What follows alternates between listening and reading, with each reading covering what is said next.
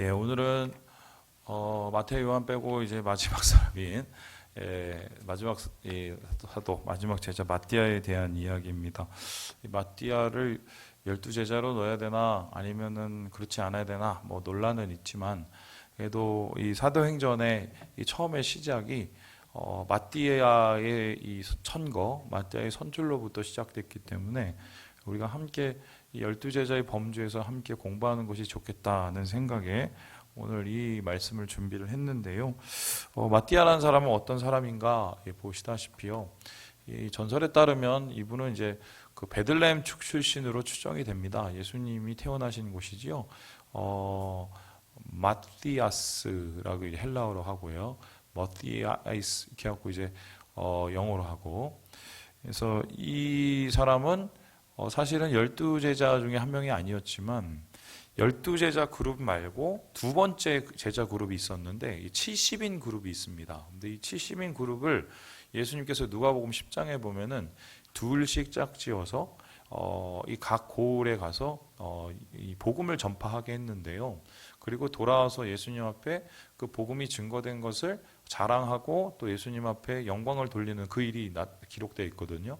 아마 이 마띠아는 이 70인 제자, 70문도라고 하죠. 그 제장, 그러니까 두 번째 그룹의 제자에 속하지 않았을까라고 추정이 됩니다. 이 사람은 가룟 유다 대신 12제자로 임명이 되었고요. 이름의 뜻이요, 하나님의 선물인데요. 사실 이제 마띠아스나 마테나 똑같은 말입니다. 그래서 사실 이름이 마테라고 봐도 돼요. 그래서 하나님의 선물이라는 뜻으로 되어 있습니다. 그런데 이 마띠아가 어떻게 12번째 제자로 마지막 제자가 되었을까? 오늘 이 이야기가 이제 사도행전 1장에 기록되어 있는데 이 사람이 이제 제자가 되는 과정을 보면은 우리가 좀 눈여겨봐야 될 것이 있어요. 어떤 것이냐? 하나님께서 어떤 사람을 택하시고 어떤 사람을 사용하시고 어떤 사람을 통해서 하나님을 나타내기 원하시냐? 하나님이 쓰시는 자에 대한 이유, 이 이유를 마띠아를 통해서 우리가 발견할 수 있게 됩니다. 그래서 이 사람이 선출되고 세워져 가는 과정을 좀 우리가 주의 깊게 봐야 되는데요. 이 첫 번째 이 사람이 채워지는 과정 뭐냐? 바로 이겁니다. 우리 같이 한번 읽어보죠. 시작. 제비 뽑기. 제비 뽑기로 이 사람이 세워졌습니다. 우리 함께 26절의 말씀을 다시 한번 읽어보겠습니다. 시작. 제비 뽑아 마띠아를 얻으니 그가 11사도의 수에 들어가니라. 이 사람은 제비를 뽑았습니다. 제비를 뽑았어요. 여러분 기억하시는지 모르겠지만요. 2001년도에 총회에서 난리가 났었습니다. 왜 난리가 났냐? 그때 합동총회에서 금권 선거. 그래서 무슨 말도 안 되는 얘기가 있는데 몇 억을 쓰면 떨어지고 몇 억을 쓰면 붙는다. 이런 얘기가 돌았어요. 그래서 실제적으로 이게 참 부끄러운 얘기인데 그 당시에 봉투가 종류별로 있었어요. 100만 원 봉투, 500만 원 봉투, 그리고 이제 생일 케이크 이렇게 갖고 이제 그 돈을 갖다 집어넣어서 소위 말해서 그 각 총대 중에 힘쓰시는 분들한테 돈을 뿌리고 그 표를 얻어갖고 당선돼서 총회장을 하시는 분들이 몇 년 동안 계속 지휘했습니다. 그런데 이게 한마디로 이제 불법 선거가 드러나니까 참 부끄럽죠. 우리 이럴 게 아니라 이 과열된 금권 선거를 좀 없애보자 이러면서 이 총회에서 뭘 했느냐? 그때 이제 성경적인 방법으로 선출을 하자 했습니다. 그래갖고 선택한 게 뭐냐? 저기 보시다시피 제비를 뽑은 겁니다. 저기 보면은 빨간 구슬이 보이죠? 이 빨간 구슬이 보이면 저 빨간 구슬에서 간부나 좀 임원이나 이런 되시는 분들이 이렇게 다 뽑아갖고 거기서 하나가 5가 나오면은 그 사람이 총회장이 되는 이런 게 한 20년 동안 계속이 됐어요. 그래서 한 10여 년이 되다가 야 이거는 될 사람이 안 되고 전혀 뜬금없는 사람이 되니까 이건 좀 말이 안 되지 않냐. 그래서 그 다음에는 두 번째 방법을 택했는데 이건 뭐냐면 이제 복합 선거제라고 추천을 하고 추천 속에서 또 제비를 뽑았습니다. 그러니까 이제 그 간선제죠 일종의 간선제로 예를 들어서 2배수, 4배수 이렇게 해서 그래서 우리 교회에 예를 들어서 장로를 뽑는다 그러면은 안수 집사님들 몇 분을 해갖고 자 이거는 투표를 안 하고 이름을 해서 잊어서 뽑아서 이 동그라미가 되면 그분이 이제 장로가 돼. 이런 스타일의 일이 벌어진 거예요. 웃지도 못할 일이죠. 그러다가 제가 알기로는 2017년부터 다시 직선제로 돌아오게 됐는데 이게 좀 제대로 이루어지고 있는지 아니면은 금권 선거가 다시 또 이 발작이 됐는지 잘 모르겠어요. 사람이 하는 일이 이렇죠. 근데 이분들이 그때 제비를 뽑을 때 뭐라고 그러냐면 이랬어요. 야, 마띠아를 봐라. 마띠아가 제비 뽑아서 12제자가 되지 않았냐 이렇게 얘기를 합니다. 그런데 이 제비 뽑기에 대한 이 많은 논란이 있습니다. 이 무슨 소리냐? 성령님께서 실제적으로 임하시기 직전이에요. 오순절이 임하시기 직전인데 성령님께서 제자를 뽑고 주님이 제자를 뽑아야 되는데 어떻게 사람이 아무리 기도를 하고 뽑은들 인간적인 방법에 의해서 이거 뽑은 거 아니냐, 이거는 인정할 수 없다라는 썰이죠. 그래서 이제 더불어서 이런 부류들이 마띠아의 이 사도서를 부인하면서 이 근거를 이렇게 댔습니다. 우리 함께 갈라디아서 2장 8절의 말씀을 같이 한번 읽어보겠습니다. 시작. 베드로에게 역사하사 그를 할례자의 사도로 삼으시니가 또한 내게 역사하사 나를 이방인의 사도로 삼으셨느니라. 그러니까 하나님께서는 사실은 이 가룟 유다가 죽고 나서 그 자리를 다른 사람을 세우시려고 준비를 해놨다는 거예요. 그 사람이 누구냐? 바로 바울이라는 겁니다. 그래서 11사도 중에 12사도 중에 11사도는 할례 받은 자, 즉 다시 말해서 이스라엘 유대 지파를 위해서 세워졌고, 나머지 한 사람은 특별히 이방인들을 위해서 세우셨고, 바로 주님이 나에게, 부활하신 주님이 나에게 나타나셔서 나를 부르시고 나를 사도로 세우셨다, 이렇게 바울이 자기가 사도가 된 것을 증명을 하지요. 그래서 이것을 해서 하나님의 의도와는 전혀 상관없는 선출, 전혀 상관없는 선거가 아니냐, 그래서 마띠아를 인정할 수 없다라는 이 입장이 굉장히 뚜렷하게 이제 나타났어요. 대립이 되고 있어요. 그런데 이제 이에 대해서 이 반론도 만만치가 않은데요. 이게 어떤 말이냐면, 만일에 하나님께서 그렇게 원하시지 않는 것이었다면 그렇게 마띠아를 뽑은 다음에 마띠아와 함께 12사도가 함께 열심히 기도했었을 때 그들 가운데 성령이 임했겠느냐라는 이 논리적인 얘기. 그다음에 두 번째가 이 사람들 가운데 성령이 임한 다음에 12사람이 한 입이 되어서 하나님의 말씀을 함께 전하는 공동의 사역을 하게 되거든요. 그러면 이것은 바로 성령께서 인정하신 12 공동체, 12사도의 첫 사역이 이렇게 아름답게 이루어지는데,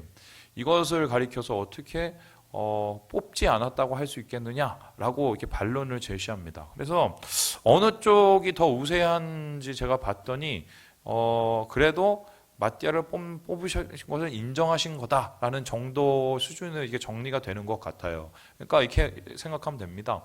제자들이 뭐 자기 생각으로 그랬던지, 혹은 정말 하나님께서 마음을 주셔서 그랬던지 모르겠지만, 나름의 고민 끝에 한 사람을 뽑았는데, 그 사람을 뽑는 과정에서 하나님께서 처음에는 마음에 안 드실 수도 있을 거예요. 아니면 처음부터 마음에 드실 수도 있었지만, 그렇지만 그 후에 그 결론적으로는 그들 가운데 한 명이 채워져서 한 공동체가 세워지는 것을 하나님이 인정해 주셨다, 이렇게 보겠습니다. 그래서 하나님께서 인정하신 이 제자로서 마띠아가 사역을 감당하게 된 것이 바로 제비 뽑기에 의해서 세워진 마띠아입니다. 그런데 이 두 번째의 이 선출 과정에 보는 것은 좀 더 조금 우리가 주의 깊게 볼 필요가 있습니다.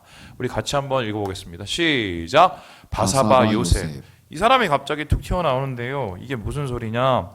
우리 함께 1장 23절의 말씀을 읽어봅니다. 시작.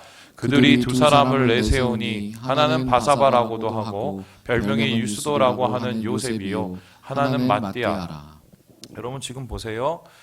지금 이 제비뽑기가 그냥 이루어진 게 아니라 추천에 의해서, 그러니까 이 12제자의 추천이었는지 아니면은 70 그 제자들의 공동적인 추천이었는지 모르지만 추천에 의해서 2인이 올라갔고, 그 2인이 올라간 사람 중에 한 명이 뽑히게 됩니다. 그래서 요즘에 무슨 선거를 할 때도 항상 2배수로 가야 된다가 여기서 나온 거예요. 그래서 이제 2인이 이게 올라왔는데, 중요한 건 보세요. 이렇게 2인이 한 명은 이름이 요셉이고 한 명은 이름이 마띠아입니다. 자, 그러면 이 두 사람을 추천했을 때 상황을 보세요. 마띠아는 상당히 소개가 적습니다. 뭐죠? 그냥 하나는 마띠아라. 이렇게 해서 그냥 아주 매우 짧은 거예요. 근데 반면에 이 마띠아와 같이 추천해 오른 이 요셉이라는 사람은 굉장히 설명이 장황합니다. 바사바라고도 하고 별명은 유수도라고도 하는 요셉이요. 여기서 바사바라는 것은 안식일의 아들이란 뜻이고 유수도라고 하는 것은 이제 이 헬라식 이름인데요. 지금 이 사람을 구체적으로 아주 장황하게 설명을 하고 있습니다. 자, 그러면은 제가 여러분한테 질문을 해보겠습니다. 이 둘 중에 누가 더 공동체의 인정을 받았던 사람일 가능성이 많을까요? 누굴 것 같아요? 요셉이에요? 마떼아예요? 요셉일 가능성이 많습니다. 왜냐하면 사람들이 그를 가리켜서 인정할 정도의 수준이니까 설명도 하고 그에 대한 관심도 표현. 그러니까 한마디로 표현하면은 이 둘을 세웠을 때 소위 말해서 요셉을 따놓은 당상, 그리고 마띠아는 어떻게 그냥 걸쳐놓은 그냥 언저리, 뭐 이 정도로 생각했던 게 아닌가. 그런데 당연히 사람들은 야, 이때까지 한 게 있고 이때까지 예수님하고 살아온 게 있고 제자들한테 또 힘써온 게 있는데 당연히 요셉이 뽑히지 않겠어. 능력으로나 여러 지명도로나 이렇게 생각을 했을 거예요. 그런데 의외의 사람이 뽑혔어요. 전혀 예상치도 못했고 그냥 언저리라고 생각했던 이 마띠아가 갑자기 덜컥하고 뽑힌 겁니다. 그래서 이 마띠아는 어떤 사람이냐? 요셉에 의해서 능력이 작았을 뿐만 아니라 무명한 사람이었을 것으로 우리가 판단이 됩니다. 자, 그렇다면은 우리가 한번 생각을 해보세요. 하나님의 눈과 사람의 눈이 매우 다를 수 있습니다. 사람을 볼 때 하나님의 눈과 사람의 눈이 정말 다를 수 있어요. 그 대표적인 예가 누구냐면 바로 다윗이 세워지는 과정입니다. 여러분, 다윗을 세우기 위해서 사무엘이 이 다윗의 아버지 이사의 집으로 갑니다. 거기 왔더니 막 형제들이 막 여러 명 있지요. 막 이 엘리압부터 시작해서 얼굴이 막 잘생기고 막 품도 좋고, 여러모로 봤었을 땐 등치나 뭐 이런 걸 보면 왕의 풍채는 엘리압이 있어요. 첫째였어요. 그 사람이 거의 사울을 닮았거든요. 그런데 재밌는 게 사무엘도 얘가 돼야겠다고 생각을 했거든요. 근데 하나님께서 뭐라고 얘기를 하셨냐면 걔가 아니다. 하나님이 걔를 버렸다라고 얘기하십니다.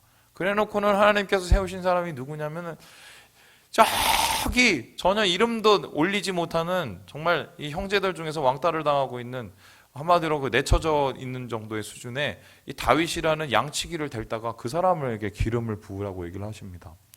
이때 사무엘이 충격을 받았어요. 어떤 충격을 받았어요? 아, 하나님의 뜻이 다르구나. 사람은 외형을 보는데 하나님은 중심을 보는구나. 이러면서 완전히 생각이 바뀌게 된 거죠. 근데 더 놀라운 게 앞에서 얘기했지만 사무엘은 이미 사울한테 당한 사람이에요. 사울한테 당했음에도 불구하고 또 그러한 선택의 기준이 바뀌지 않았다는 겁니다. 그가 성령에 충만하고 하나님에 충만한 사람이었어도 불구하고 세상적인 기준에 길들여져 있고 외형적인 기준에 길들여져 있었다는 것을 우리는 부인을 못하게 되죠. 여러분, 사무엘도 이러한 이 어려움을 당하고 이러한 편견이 있었다면 우리는 어떻겠습니까?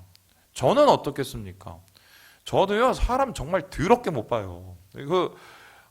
제가 이때까지 살아오면서 정말 믿었던 사람들한테 여러 번 제가 배신을 당한 적이 많은데 정말 이분이 나를 배신할지는 정말 상상도 못 했는데 정말 제가 충격적으로 맞은 게 있어요. 대표적인 게요.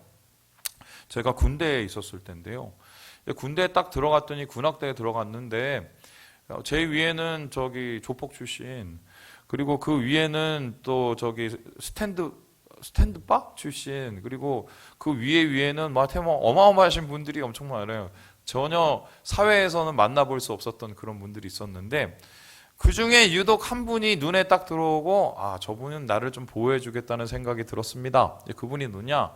총신대에 성악가를 다니다가 여기에 돌아온 이 군악대에 들어온 분이었어요. 그래서 제가 초반에 이제 그분하고 이제 같이 이렇게 조인이 돼서 어디 가면 그분이 저를 뭐 사주시고 그래서 뭐 물어보잖아요. 아유, 힘들어? 그러면 맨 처음에는 안 힘들다고 그러다가 마음을 놨어요. 그래서 예, 사실은 힘들고 누가 힘들게 했고 뭐 누구한테 맞았고 막 이런 얘기를 막 했어요.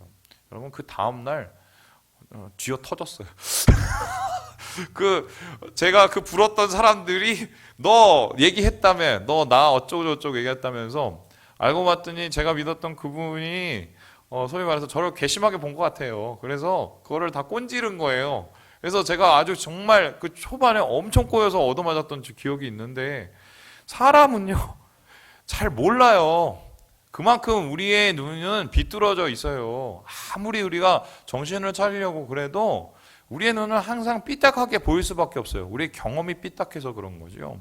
그래서요, 이 마띠아를 하나님께서 선택하시고 요셉을 선택하지 않았다는 것은 하나님의 기준이 우리와 다를 뿐만 아니라 하나님이 오히려 작은 자, 무명한 자를 통해서 뭔가 의도한 계획을 나타내신다는 의미입니다. 이에 대해서 고린도전서에 바울은 그 의도를 이렇게 표현을 해요. 우리 같이 한번 읽어보죠. 시작.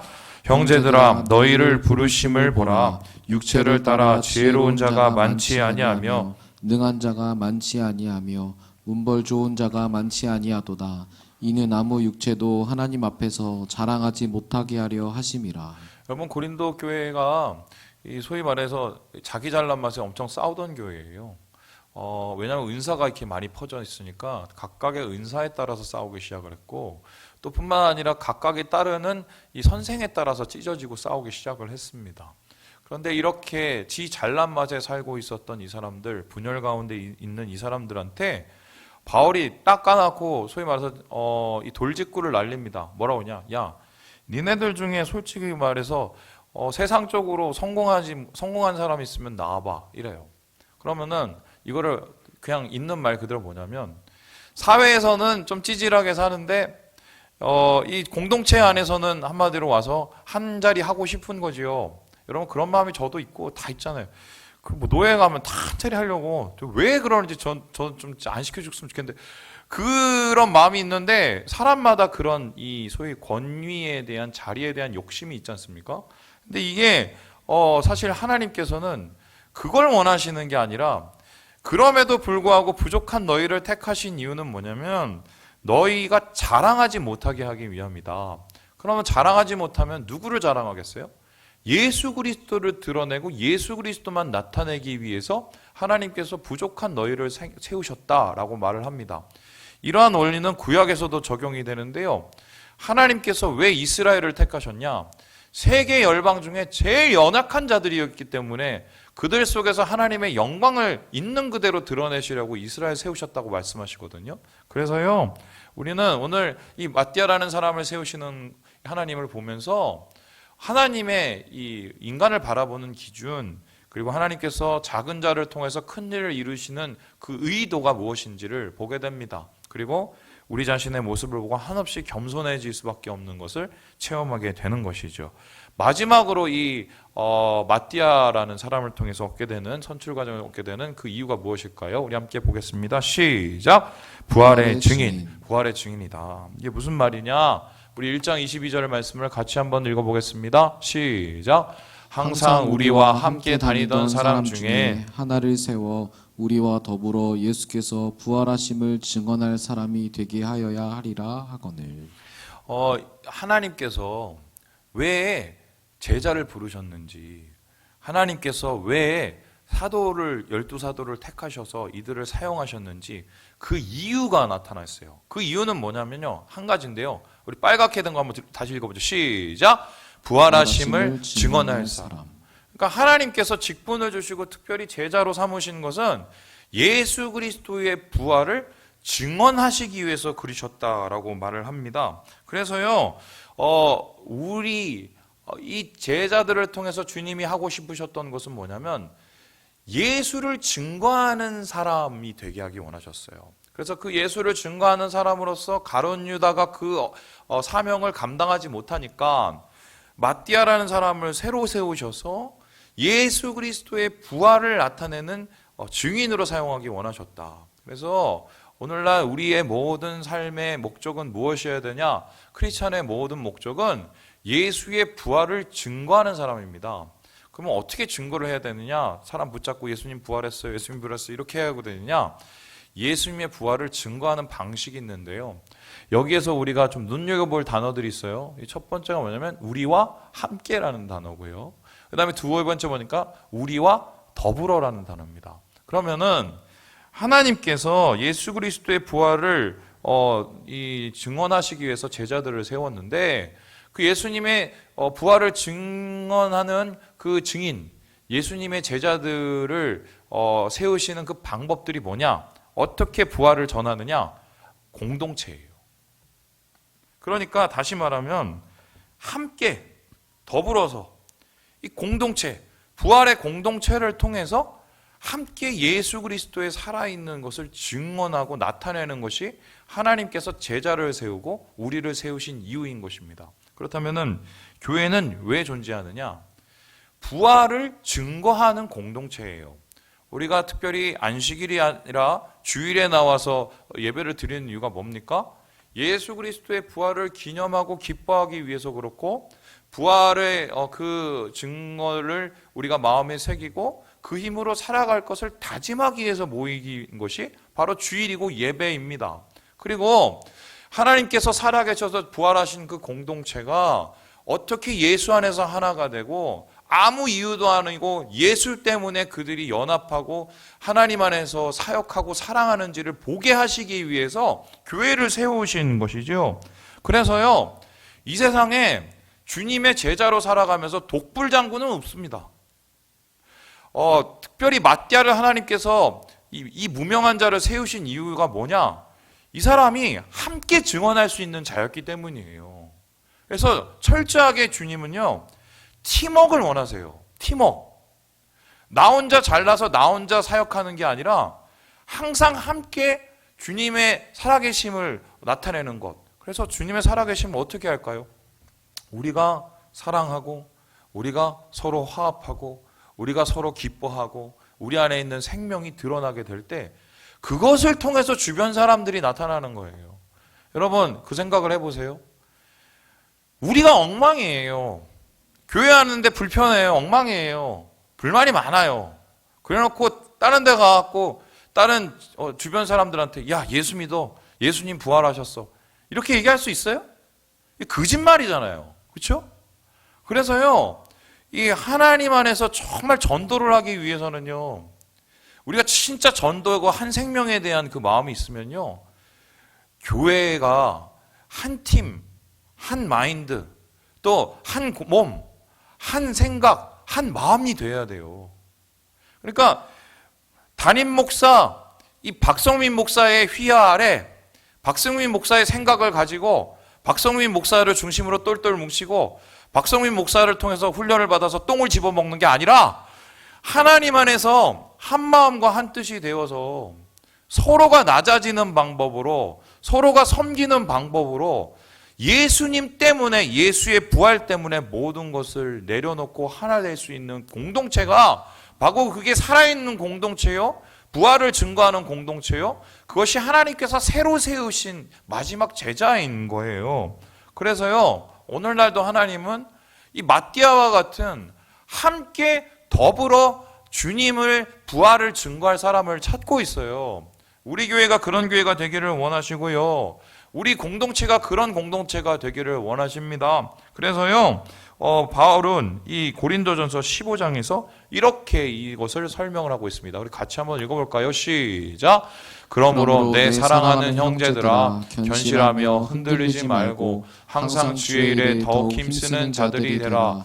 이는 너희 수고가 주 안에서 헛되지 않은 줄 알미라. 여러분, 한 공동체를 세우기 위해서 얼마나 많은 어려움들이 있습니까? 또 얼마나 많은, 소위 말해서 밑 빠진 독에 불붙기가 있어요. 그런데 우리가 그것을 가지고 어떻게 생각해요? 이거 해봤는데 아무 의미 없어요. 정말 아무 의미 없어요, 그러면은. 하지만 주님 안에서 정말 한 공동체, 한 팀, 예수의 피로 하나가 되기 위해서 우리가 그 아픔들을 이겨내고 이 아픔들을 우리가 주님 안에서 감내해낸다면 거기에 부활하신 주님이 살아나시는 거예요. 그것을 통해서 하나님이 역사하시고요, 그것을 통해서 하나님이 맛디아 같은 사람을 사용하신다는 것, 오늘 우리 이 맛디아를 선출하신 하나님의 과정 속에서 읽을 수 있는 하나님의 마음입니다. 실제적으로 이 맛디아는 그 후에 함께 사역을 정말 팀 사역을 정말 잘했어요. 이 전승에 따르면. 그리고 이 사람은요 그 후에 어떻게 되었느냐 보시다시피요 이 세 가지 설이 있는데 유대에서 돌 맞아서 죽었다. 그리고 에디오피아에서 떨어져서 죽었다. 그리고 제일 유력한 설이 지금 그 조지아 공화국이죠. 거기에 가서 도끼 맞아서 죽었다. 이런 게 있어요. 근데 그래서 이제 마띠아의 그림을 보면 도끼를 하나 들고 있는데 이게 자기가 죽은 웃으면 안 되는데 이 순교를 이게 왜 꼭 그렇게 그리는지 모르겠는데 그렇게 이제 들고 있더라고요. 근데 이때도 마띠아는 혼자 그곳을 가서 혼자 그곳에서 독야청청 혼자 사역하고 그러지 않았어요. 함께 같이 더불어 서로가 서로를 북돋아 주면서 예수 안에서 한 몸이 되어 마지막까지 그 자리를 지켰습니다. 견실하게 지켰죠. 여러분 말씀을 마치려고 합니다. 12제자에 대한 이야기를 들으면서 여러분 무슨 생각을 하셨나요? 중요한 건 자격이 아니에요. 능력도 아니에요. 우리가 얼마나 준비되었냐는 거예요. 우리의 중심과 우리의 마음이 얼마나 열려있고 주님 쓰시기에 합당한 깨끗한 그릇이 있는가. 이게 사실 제일 중요하다고 저는 믿거든요. 목사님들 중에서요 정말 능력 많으신 분들 많습니다. 다 물어보면 한 가닥씩 다 하시는 분들이에요. 그런데 그 한 가닥씩 하시는 분들이 사역이 미미한 경우가 많아요. 저는 뭐 사람의 숫자를 가지고 평가를 하는 게 아니라 그 사역 자체를 놓고 얘기를 하는 건데요. 참 솔직한 말씀에 저를 비롯해서 생각을 해보면 많이 깎아줘야 됩니다. 많이 내려놔야 돼요. 사역은 혼자 하는 게 아니거든요. 우리가 뭐 전도회나 기타 등등의 모임을 그 힘든 것에도 불구하고 계속 그것을 이어나가는 이유는요. 주님은 더불어 함께 주의 부활의 공동체가 되기 원하시기 때문이에요. 말씀 마칩니다. 주님 안에서 이 마띠아의 길을 쫓아서 함께 우리 호원삼일교회가 제 13번째 제자가 돼서 주의 부활을 증거하며 하나 되어서 주의 뜻을 나타내는 우리 모든 형제 자매들 되시길 주님의 이름으로 축원합니다. 기도하겠습니다.